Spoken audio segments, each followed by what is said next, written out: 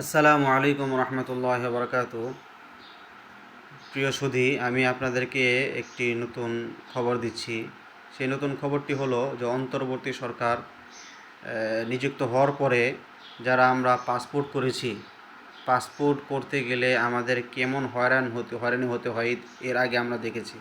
তো অন্তর্বর্তী সরকার যখন নিযুক্ত হওয়ার পর আলহামদুলিল্লাহ আমাদের অনেক বিষয় স্বচ্ছ হয়ে গিয়েছে। যেরকম আমরা পাসপোর্ট করতে গেলে, নতুন পাসপোর্ট জমা দিতে গেলে শুধু যদি চেয়ারম্যানের সার্টিফিকেট বা নাগরিকত্ব সনদ না থাকে তাহলে আমাদের অনেক ভোগান্তির মধ্যে পড়তে হতো। টাকা দিতে হতো, ঘুষ দিতে হতো। আনসার ভাইয়েরা সেই ঘুষগুলা খেত। বিভিন্ন পাসপোর্ট অফিসের মধ্যে আনসার ভাইয়েরা থাকতো, ঘুষ খেত। আলহামদুলিল্লাহ এটা দূর হয়ে গিয়েছে।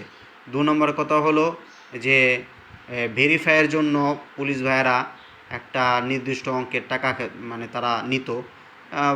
কারো কাছ থেকে ২,০০০, কারো কাছ থেকে ১,০০০, কারো কাছ থেকে সর্বনিম্ন ১,০০০ টাকা নিত, কারো কাছ থেকে ২,০০০ টাকা নিত, কারো কাছ থেকে ৫,০০০ টাকা নিত। যে যেরকম সমস্যায় ফেস করতো সেরকমভাবে তারা টাকা চাইতো।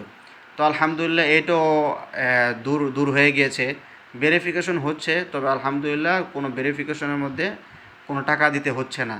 যদি কোথাও কোনো টাকার জন্য তারা আগ্রহ করে বা চায়, তো আপনি সাথে সাথে এটার প্রতিবাদ জানাবেন। ইনশাআল্লাহ সবাই যদি আমরা একসাথে কাজ করতে পারি, সবাই যদি আমরা সোচ্চার থাকি, সচেতন থাকি, তো অবশ্যই আমাদের মধ্য থেকে আল্লাহ তাআলা এই দুর্নীতিকে দূর করে দিবেন এবং আল্লাহ তাআলা আমাদের মাঝে একটা সৎ এবং সৎ দেশ পরিচালক আল্লাহ তাআলা নিযুক্ত করে দিবেন।